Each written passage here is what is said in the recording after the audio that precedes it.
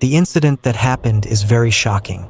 Watch the entire video till the end because Meenakshi has also provided a solution to the incident that occurred with her. If you want to avoid such things, you can take some preventive measures beforehand. There are many things that can protect you from any paranormal activity. So let's start the story. Meenakshi, who commutes daily to her office 5 kilometers away from her home, takes the local train. She mentioned some railway stations, but they sounded quite unusual and were approximately 2 stations away from her office. Meenakshi traveled by local train every day and mentioned that she had severe cervical pain and was undergoing treatment for it. This incident happened about a month ago. At the office where she was working, her cervical pain suddenly increased, and she started feeling dizzy. Her colleagues, who were around her, made her sit on a chair so she could relax for a while. When she sat on the chair, the first thing she did was take painkillers for her cervical pain. After taking the painkillers, she felt a bit sleepy and told her colleagues that she was not in a condition to move and was experiencing severe dizziness. She asked them for a solution or if someone could drop her home. Welcome to Horror Stories. I'm Ankur Pundit, and on this channel, I bring you real-life paranormal incidents and activities shared by those who have experienced them firsthand. Your comments are our motivation, so please keep them coming. Now let's resume back to story. Since there was a lot of work at the office, one of her colleagues suggested that since his house was just 2 minutes away, he could drop her there. The house was empty as it was a 1-bedroom apartment with no one else present. Initially, Meenakshi refused this offer several times but eventually agreed due to her worsening condition. Her friend took her to his house in his car, opened the gate, and made sure she was comfortable inside before leaving for work. He told her to relax and promised to return by 6 o'clock or 6:30 p.m. to drop her home in the evening. Meenakshi accepted this arrangement and went inside the apartment. The apartment had an inner room with a bathroom and kitchen outside and a hall visible from where she was sitting. Meenakshi removed her sandals and lay down on the bed to rest. Her friend had already left by then.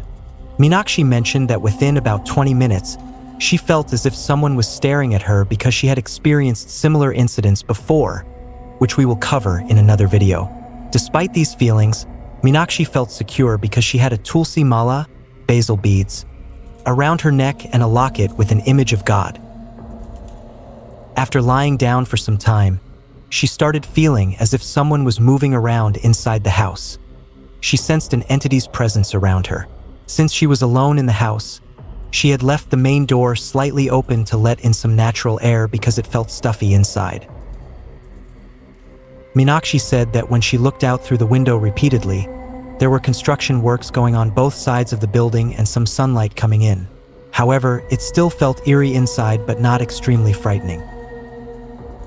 After some time passed while looking out through the window and returning to bed, what happened next shocked her. The gate suddenly closed very strongly as if someone had slammed it shut forcefully. There was no wind or anyone around who could have done this.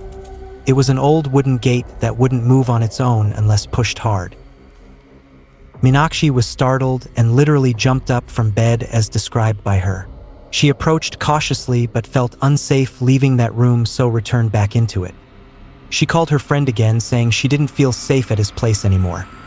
Please either drop her home or take her back to work again, due to discomfort there now more than ever before, due mainly because what just happened made things worse than ever before. Her friend responded quickly saying there's too much work at office right now, so try resting more since cervical pain might be causing these sensations instead. Anything else really happening here actually. Understanding there's no other choice left but stay longer than expected now anyway. Finally decided maybe locking door then sitting outside briefly might help calm down. Better somehow, eventually realizing best option still remains waiting patiently till friend returns later evening anyway. Because her own condition was not such that she could lock the door and go anywhere, she remained seated in the room, repeatedly invoking God's name. Suddenly, the tap in the bathroom started running on its own, and she heard the sound of water flowing. She became very frightened at this time. Gathering some courage, she went to the bathroom and saw that the water tap was indeed running. She turned it off and returned to her room. She continued to chant God's name in her mind. After a while, she felt as if an entity was standing nearby. It was completely black and appeared to be a woman with a height of at least 5 feet 10 inches.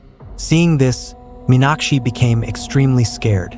Imagine being in such a situation where you are not even in your own home but someone else's, and you encounter something like this. It would be terrifying. Time passed slowly as Meenakshi kept invoking God's name in her mind. At around 7 p.m., her colleague arrived, and another surprising incident occurred. Meenakshi mentioned that her friend was ringing the doorbell from outside, but she did not hear any sound of it. When he realized she might be sleeping, he called her. Meenakshi answered the call and said that he should have rung the doorbell. Otherwise, she wouldn't have known he was there.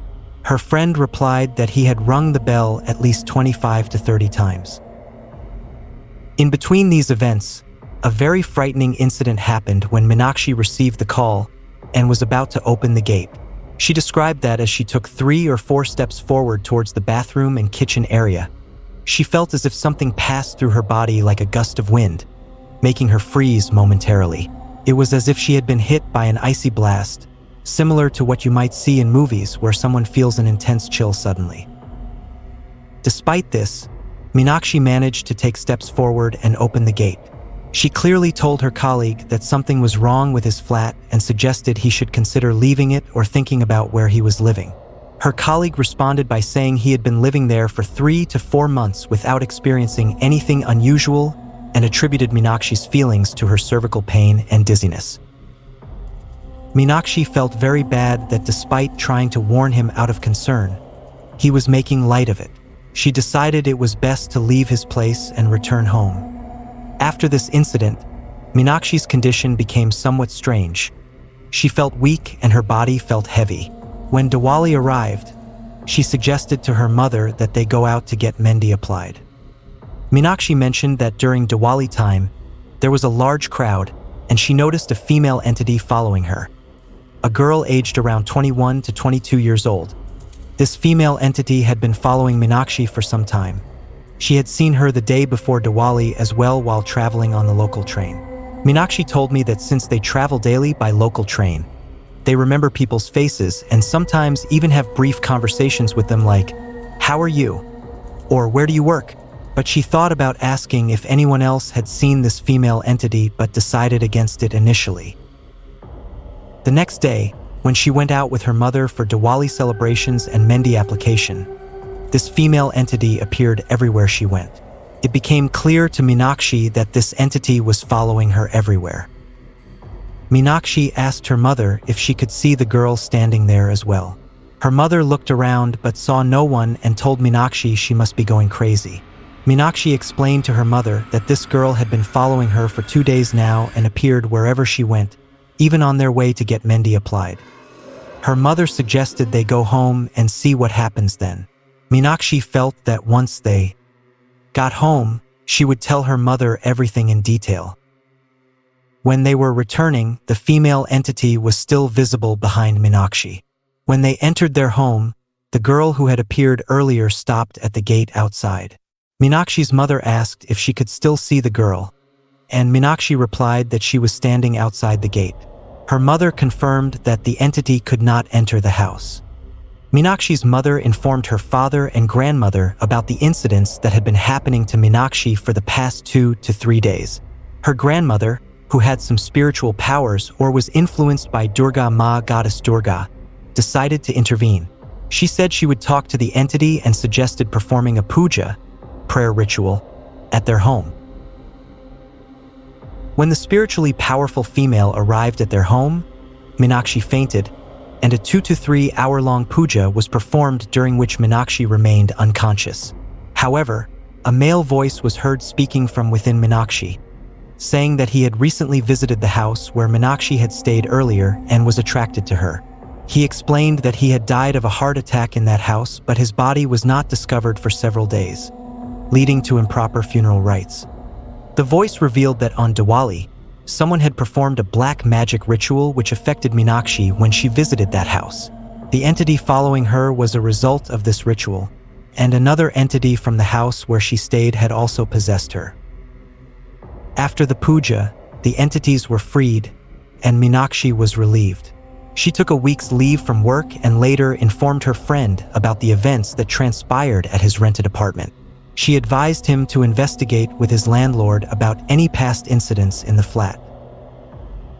Her friend called his landlord and learned that a young man had indeed died of a heart attack in that flat 3 months ago. The landlord admitted that they had recovered the body but did not perform proper funeral rites, leading to the haunting. Upon learning this, Meenakshi's friend vacated the apartment within a day, and it has remained empty since then as neighbors became aware of its haunted history. Meenakshi mentioned that many subscribers often ask for solutions to such paranormal experiences. The spiritually powerful female who helped Meenakshi suggested preventive measures like wearing a taweez, amulet, and performing pujas regularly.